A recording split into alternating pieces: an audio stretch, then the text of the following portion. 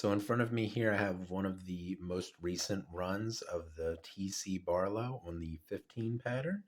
This is the Sawcut Richlite handle material, and I actually have two of these, and there's a funny story there, which I will get into.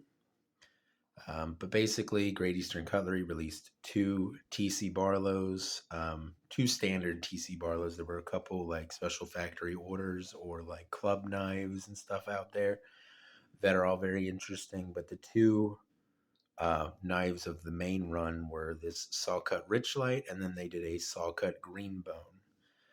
Now, I would have loved to have one of the Greenbone ones, but they were a lot more, a lot harder to get and a lot more expensive on the secondary market.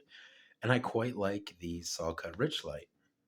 Now, the reason why I have two of them is because I had expressed to my girlfriend how much I wanted one of these, and she, unbeknownst, I didn't know about it, but she went ahead and ordered me this one for Valentine's Day. So this was a gift for me on Valentine's Day, but of course I didn't know about that. So I ordered another one at a price that I felt was fairly reasonable, um, and then told her about it, and she got all upset at me because she had already she had already ordered me one. But the cool thing about that is, as some of you may have figured out, the knives that I like having two of anyway to have like a backup in case something happens to the first one. I wear it out or lose it or, something happens.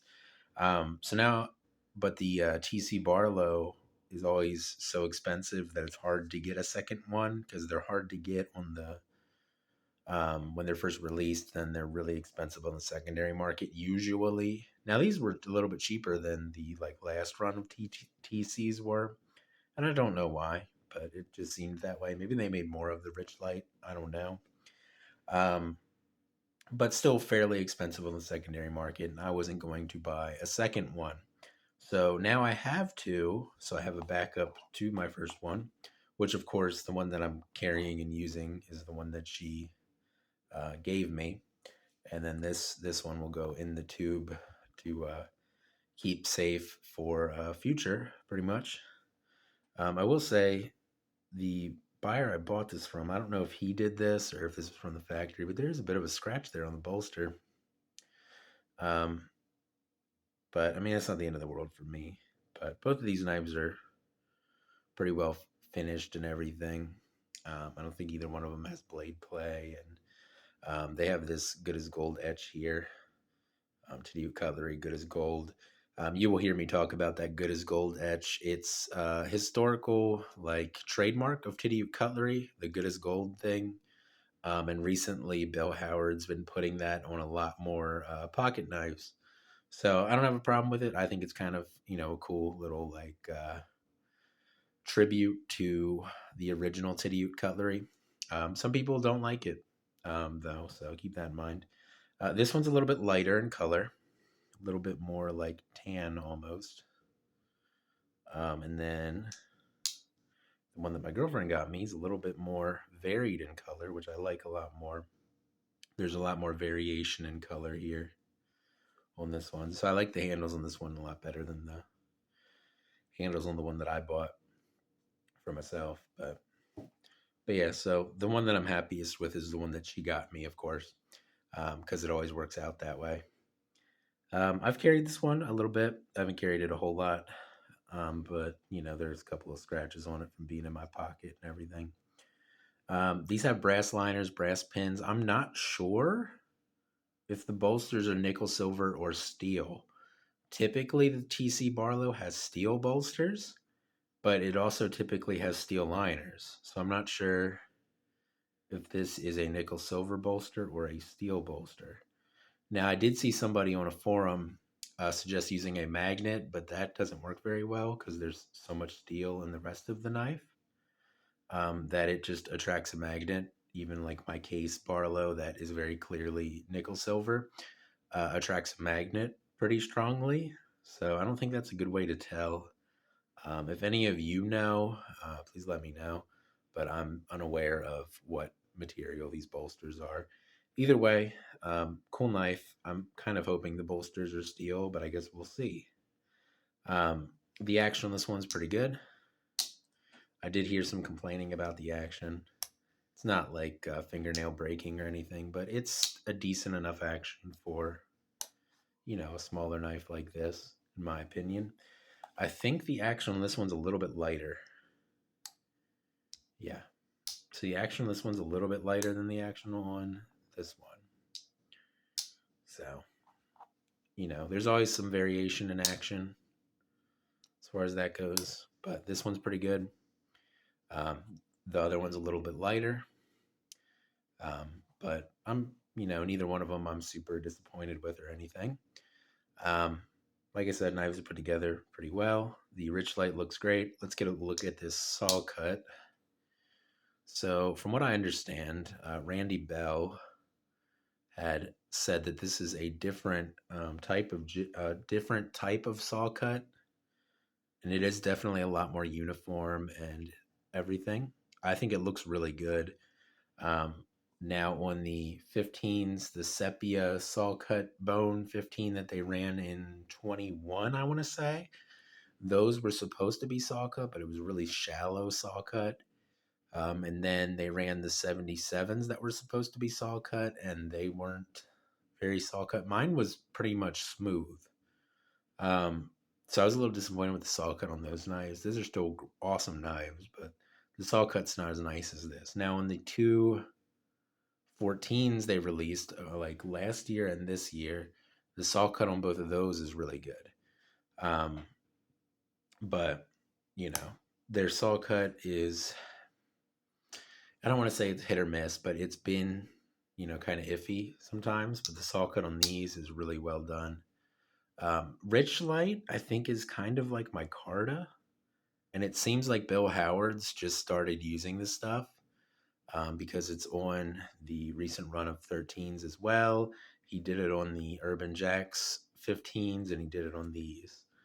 I think Richlite, like I said, I think Richlite's pretty much like a micarta almost. So it's interesting, and I definitely say, I think it looks good. I definitely like the variation in color in this one. And I don't know, I'm guessing it's probably a little bit more durable than bone if you were to like drop it or something. Of course, I still wouldn't want to like test that or anything. And then here's a look at this one a little bit more closely here. The handles there. I definitely, like I said, I definitely like this one more. The variation in color is just better, in my opinion. I like it a lot more. Centering on this one's pretty perfect. Show that. Yeah, centering on that one's pretty perfect. How's the centering on this one? Also pretty perfect. Um, you know, so fit and finish on these knives is pretty much what you come to expect from Great Eastern Cutlery. These knives do demand a premium on the secondary market, and you're not going to find them at the price that I bought them for because they've gone up since then. So good luck if you want one, I guess. If you really want one, you'll pay more for it, I guess. That's kind of how it works.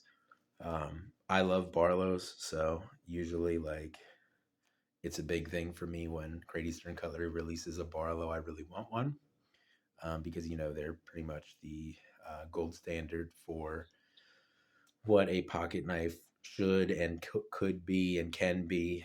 All those words. And getting a Barlow done by them is always just a really good example of a Barlow knife. And I love these 15 Barlows. Now 77 Barlow, that's just a little bit bigger. I really like that as well.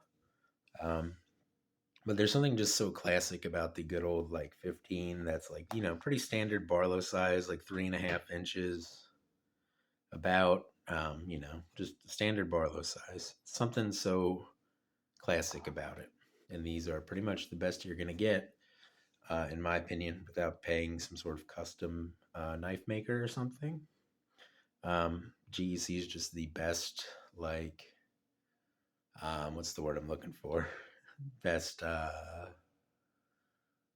retail's not the word. Oh man. All right, best non-custom knife maker when it comes to traditional pocket knives out there right now. I think Cooper Cutlery. I've heard good things about that recently. I haven't bought one, so I don't have any experience on that personally. But Austin over at Traditional Pocket Knives has been saying that they have really upped their quality. Um, I don't know. My last experience with them was with those Weed and Co. Coke bottles that were kind of iffy, in my opinion. Um, but that was, like 2 or 3 years ago now. So I don't know where they're at now. And I haven't bought one because every time there's a release, they sell out really fast. So I haven't gotten my hands on one. And I don't know if I'm going to. Um, one more thing here. We'll just look at the tube here. Rustic brown sheepfoot Barlow. Got a picture of a shepherd, I suppose, there with his sheep. Are they called a shepherd even if it's like more modern? I guess they are probably, right? A sheep farmer, sheep herder. Shepherd sounds better. I'm going to go with shepherd. Um, there's a shepherd and his sheep there for the sheep's foot Barlow part. And you can see, normal uh, Great Eastern Cutlery tube pretty much. Um, I do like the, tube art on these. I think the green one has a tractor on it because it's like the tractor green one. Um, but yeah, just basic Great Eastern Cutlery tube. This isn't a Charlie Campagna SFO, so there's no write up on the knife, unfortunately. And then you do get a little hat pin or pin or whatever you want to call it, button. It's a pretty basic one, just Tidio Cutlery, 2024 sheepsfoot Barlow, good as gold. The little American flag in the background there. Some of these get really cool and really detailed. This one's rather basic. I need to update my framed Great Eastern Cutlery buttons one of these days because I have a fair few amount more than I used to. But anyway, that's going to be it for this video on the 2024 Great Eastern Cutlery TC Barlow. And I will see you guys in the next one, and I hope you have a good day.